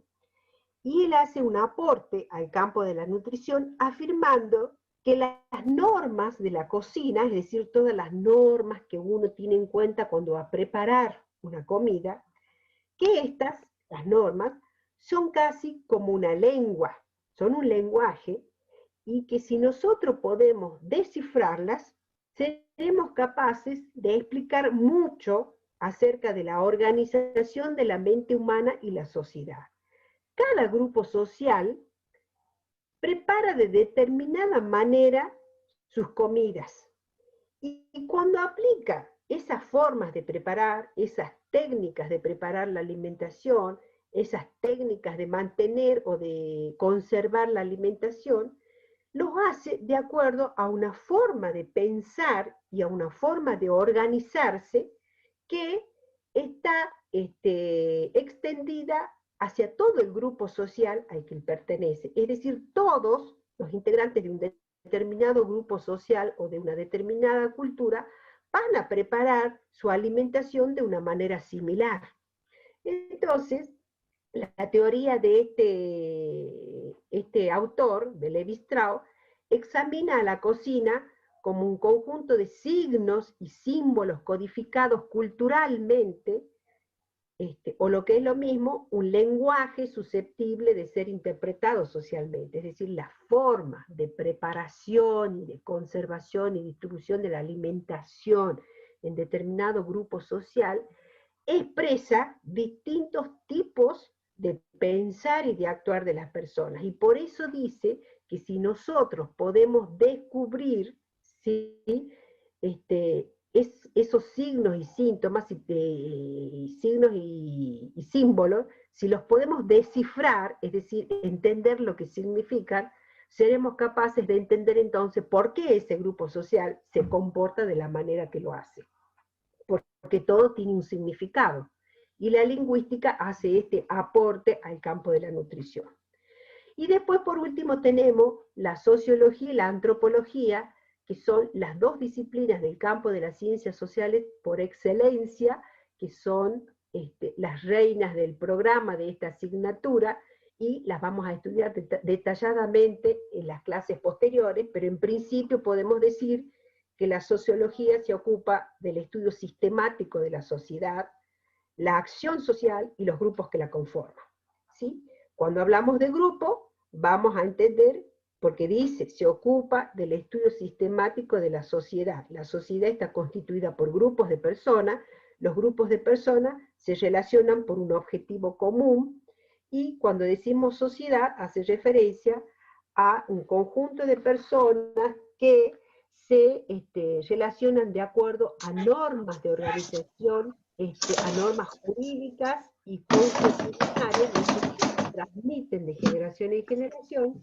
y que le dan identidad y sentido de pertenencia. En sí, la sociología estudia al hombre en interacción con las demás personas. ¿Sí? Estamos hasta ahí. Y vamos a ver entonces ahora, la antropología es la otra disciplina. Si alguien pregunta algo. Profe, disculpe, ¿pueden apagar los micrófonos? Sí, hay un micrófono que está abierto. Por favor, apaguen todos los micrófonos, porque si no, no se puede escuchar bien. Bueno, y entonces decíamos que la sociología estudia al hombre en interacción con el resto de los hombres, es decir, no lo estudia al hombre individual como lo hace la psicología, sino que estudia al hombre en interacción con la sociedad en la que le tocó nacer y desarrollarse. Y la antropología es una disciplina que apunta al conocimiento global del hombre, es decir, en todos sus aspectos, abarcándolo como objeto de estudio en toda su extensión geográfica e histórica, es decir, estudia cómo el hombre ha ido evolucionando en la faz de la Tierra, por eso dice en su extensión geográfica, y a través de toda la historia, es decir, desde su origen hasta la actualidad. Por eso decimos que estudia al hombre abarcándolo como objeto de estudio en toda su extensión geográfica e histórica. Cubre la dimensión biológica, es decir, estudia el proceso de hominización del hombre y la clasificación de las variedades raciales. Estudia cómo ha ido variando el organismo del hombre desde la época de los homínidos hasta la actualidad y cómo se clasifican los hombres de acuerdo a distintos aspectos raciales. Pero además de estudiarlo desde esta dimensión biológica, también lo estudia desde la dimensión cultural, es decir, estudiando y describiendo los estilos de vida que tienen los distintos grupos sociales. ¿sí? De las características de un grupo social o de un grupo cultural, las características que tienen para vivir, es decir, las características particulares de existencia de ese grupo de personas. Bueno, hasta aquí, uy, se me fue hasta aquí hemos llegado con las distintas disciplinas del campo de las ciencias sociales, y es importante entonces que nosotros tengamos en cuenta cuál es el aporte que cada una de ellas hace al campo de las ciencias de la nutrición y de la alimentación, porque cuando seamos profesionales tenemos que trabajar de manera multidisciplinaria, y según el área en donde nos desempeñemos, vamos a tener que trabajar de manera conjunta con científicos de las ciencias de la geografía, de la lingüística, de la demografía, de la antropología, de la sociología, y por eso nosotros tenemos que tener claro cuáles son los aportes que nos hacen cada una de estas disciplinas para el trabajo como profesionales nutricionistas. Bueno, hasta acá vamos a dejar, porque después ya tenemos que entrar directamente al campo de la sociología como disciplina de las ciencias sociales, y posteriormente al de la antropología. Entonces, no quiero que se mezclen todos los conceptos, quiero que en principio mantengan ese concepto básico que les acabo de dar de sociología y de antropología, y en la próxima clase vamos a comenzar entonces a ver cuál es la problemática del método de estudio de las ciencias sociales, que se los dije hace rato, y luego vamos a ir viendo entonces de qué manera vamos a abordar la disciplina sociología y posteriormente la antropología, con los aportes que hace más concretamente cada una de ellas al campo del profesional nutricionista. Me gustaría escuchar si tienen alguna pregunta, alguna duda, algún aspecto que no les ha quedado claro, y si no existe ninguna duda, bueno, el lunes estará disponible la clase teórica subida al aula virtual. ¿Han tenido algún problema para acceder a la clase teórica número 1? Profe, Sí. ¿cuál sería la nueva fecha que se habilitaría el foro que no se pudo habilitar ayer? En principio lo vamos a dejar para el jueves que viene. Y lo que pasa que, no sé, hubo algún inconveniente que no se habilitó el foro, y yo no quisiera habilitarles otro foro que se interponga con los horarios de las clases de otras materias que ustedes tengan. Si existiera la posibilidad de que nosotros condensemos en ese foro del jueves que viene la clase número 1 y esta clase número 2, entonces ese foro le daríamos un valor en créditos de 10, porque cada uno tiene 5. Entonces, si ustedes ingresan al foro del jueves que viene y vemos temas de la clase 1 que le hayan quedado algún tipo de duda o quieran hacer algún aporte, y también veamos los temas de esta clase de hoy, que es la número 2, entonces a ese foro le vamos a dar un valor de 10 créditos, porque no quiero que se les interponga, porque todos sabemos que estamos limitados con el uso de las computadoras, que hay hogares que tienen una sola computadora y lo tienen que compartir entre varias personas. Entonces hay que tener en cuenta todas esas consideraciones, y en principio les digo que podríamos hacer eso, condensar los dos foros en el foro del jueves que viene. Profe, una pregunta. En caso de las clases teóricas, son entonces todos los viernes de 8 a 10, y en las comisiones que nosotros nos anotamos son para entregar los prácticos. Sí, yo les había dicho en principio que los prácticos los debían subir en el horario que les tocaba la clase práctica, el día y la hora en que les tocaba. Pero conversando con las profesoras nos dimos cuenta que era un poco injusto para las comisiones de trabajos prácticos de los martes y de los miércoles, que iban a tener poco tiempo para elaborar el práctico, mientras que la de los jueves y los viernes tenían prácticamente una semana. Entonces, le subió el mensaje la profesora Paula o Caro, no me acuerdo, diciendo que tenían toda la semana para presentar el práctico. Lo que sí se mantiene el horario de las clases prácticas en el día que le toca a la comisión, es el horario de consulta común en el foro. este foro de consultas de la comisión de los días martes, de los días miércoles, jueves y viernes en su horario, no tiene créditos, son las dudas que ustedes puedan tener, acceden para preguntar las dudas que puedan tener acerca del trabajo práctico.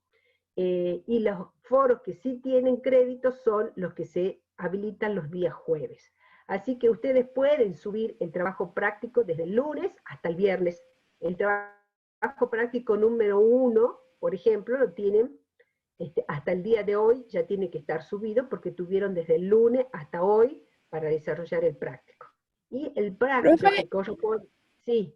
y lo que no me quedó muy en claro, ¿a qué haría referencia a los créditos?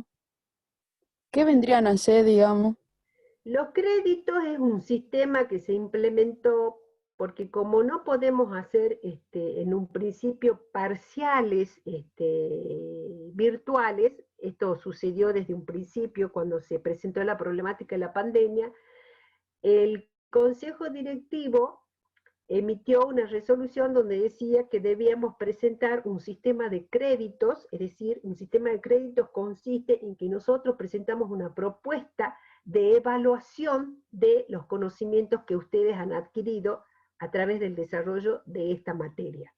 Entonces, por eso, cada instancia tiene un valor en crédito, es como una nota, pero que se la llama crédito, porque se evalúa la participación de ustedes en las clases teóricas y la manera de evaluar que ustedes han escuchado la clase teórica y han entendido la clase teórica es haciendo una pequeña evaluación, y esa pequeña evaluación tiene como una nota, pero que se expresa en créditos.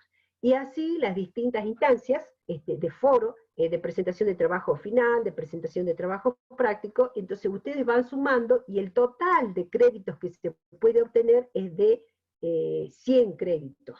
Es decir, equivaldría a una nota de 10. Y de acuerdo a la cantidad de créditos que ustedes obtengan, entonces tienen determinada nota y pueden promocionar o regularizar. En esa primera exposición de la clase de la semana pasada, yo les presenté un esquema en donde estaba la cantidad de crédito que se le otorgaba a cada actividad y cuáles eran las cantidades de créditos que debían reunir tanto para promocionar como para regularizar. Es un sistema de evaluación, es como otorgar una nota a la actividad que ustedes están realizando. Nada más que se va dando en etapas, se van sumando. Profe, yo no pude entrar a la primera clase, pero entré al video, digamos, de la primera clase. Sí, no hay problema.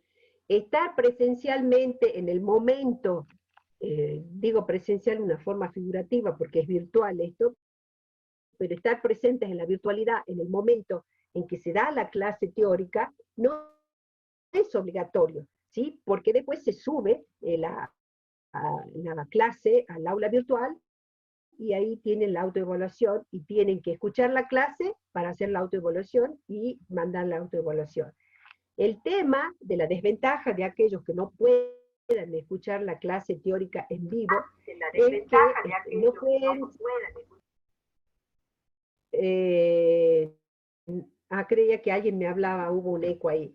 La ventaja que tienen es de que los que están presentes en línea en el momento del dictado de la cátedra pueden hacer las preguntas personales, puntuales, acerca de algo que yo estoy diciendo y no entienden. En cambio, cuando ustedes ya escuchan la clase grabada, que ha sido subida al aula virtual, no pueden hacer preguntas, solamente se tienen que limitar a entender lo que están escuchando de la grabación y de lo que puedan preguntar sus compañeros ahí en la clase en vivo. Esa es la única diferencia, pero no es obligatorio que estén presentes. Lo que sí es obligatorio es que después escuchen la clase y contesten la autoevaluación. Profe, disculpe. Lo que sí es obligatorio es que después escuchen la clase y contesten la autoevaluación. Profe, Sí. disculpe. ¿Los horarios del foro de consulta de los jueves, cuáles son? Sí. Los horarios los vamos a poner desde las 8 de la mañana hasta las 8 de la noche. Es decir, en cualquiera de ese momento ustedes pueden entrar y hacer una pregunta y nosotros nos vamos a turnar. vamos a turnar con las profesoras para contestarles.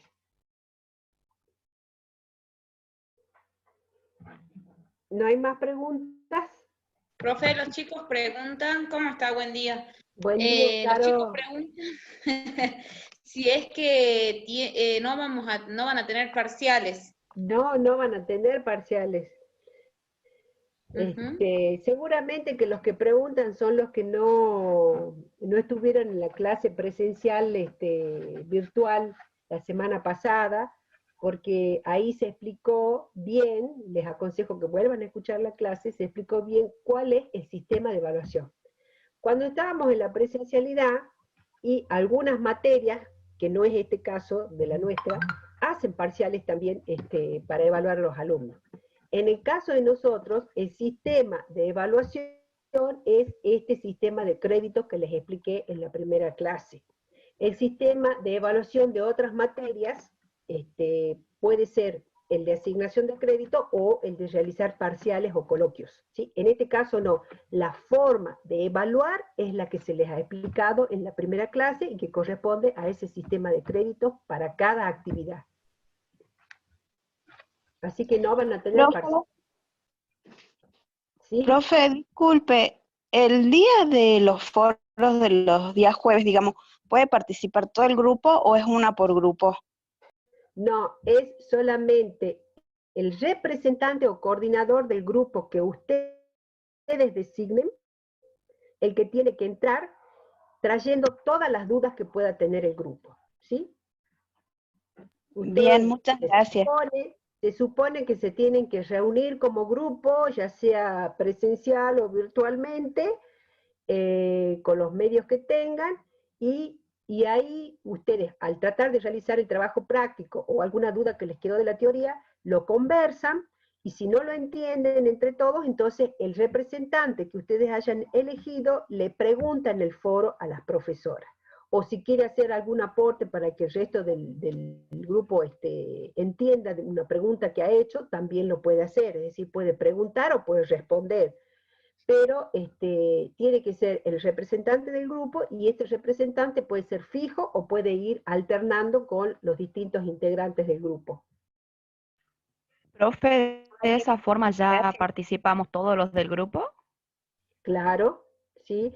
El crédito que se le otorga por participar el representante, supuestamente, es para todo el grupo, porque supuestamente el representante trae las dudas del grupo.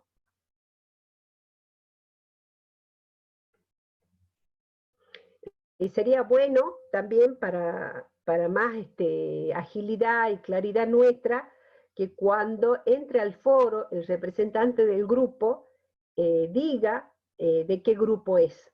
Entonces nosotros ya lo identificamos fácilmente y le otorgamos la cantidad de crédito que le corresponde a todos los integrantes de ese grupo. Para esto tienen que informar también quién es el representante del grupo, ¿no? Profe, disculpe, ¿sí o sí hay que entrar al foro de los jueves? O sea, ya sea un representante del grupo, o sea, sí o sí hay que entrar. Sí, si ustedes quieren obtener determinado número de créditos, tienen que entrar, porque esos foros tienen asignación de créditos. Ah, gracias, profe. Cada foro tiene una asignación de 5 créditos. Profesora. Ah, perfecto, gracias. De nada. Sí. Profe, yo le hago una consulta. Nosotros con mi grupo nos dividimos en cuanto a los foros, digamos. No va a ser el mismo el que entre, y eso está bien, o usted tiene que ser la misma persona la que entre. Y con respecto a lo que dijo recién usted de identificarse, el grupo tiene que poner abajo de la consulta los nombres de cada integrante del grupo, y la comisión ponerle una cosa así. Yo recién les acabo de decir que el representante puede ser siempre el mismo, o puede ir variando, se pueden ir turnando entre los integrantes. Eso lo deciden ustedes, pero ustedes tienen que comunicar cuando entran al foro que representan, primero tienen que informar, ustedes han mandado, ¿no es cierto?, quiénes son los integrantes del grupo, y tienen que informar quién va a ser, por ejemplo, la semana que viene, el jueves que viene, quién va a ser el coordinador o el representante del grupo. Entonces nosotros ya sabemos quiénes son los integrantes. Bien. Entonces no ponemos los nombres abajo de la participación del foro, no ponemos No, todos los nombres del solamente grupo. el nombre, vamos a identificar el nombre del coordinador. Bien, perfecto. Por ahí podemos poner, no sé, alguna la comisión tanto como para que sea más fácil Sí, pueden poner identificarlos, ¿o no? la comisión que corresponde, pueden ponerla. Bien. Bueno, profe, muchas gracias y muy linda su clase. De nada, gracias a ustedes por escucharme y por decirme que es linda la clase. Espero que a todos les haya gustado. Si no tienen alguna Profe, pregunta. una consulta, una Sí, sugerencia. Sí. Profe, sería bueno que las profesoras asignen un número a cada grupo para que a la hora de participar en el foro sea, digamos, más fácil que nos puedan identificar o identificar al representante del grupo. Perfecto, sí, muy bien tu aporte. Porque ya... muy bien, entonces las profesoras que están acá escuchándonos en vivo también, lo tengamos en cuenta, que le otorguemos a cada grupo el nombre de la comisión, es decir, comisión, por ejemplo, martes, grupo 1, martes, grupo 2, martes, grupo 3, para que podamos identificarlos bien cuando participen en el foro. Me parece un aporte muy enriquecedor de tu parte, Janina. Janina era la que habló, ¿no? Sí, profe, Janina. Sí, sí. Bien. Sí, Pedro. Profesora, quería hacerle la consulta si podrían subir el cronograma a la plataforma, ya que lo visualicé y solamente está en el video cuando usted explica la teoría 1, pero no está para descargarlo o para visualizarlo dentro de la misma plataforma.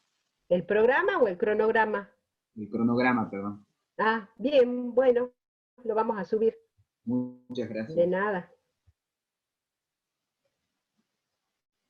¿No hay más preguntitas?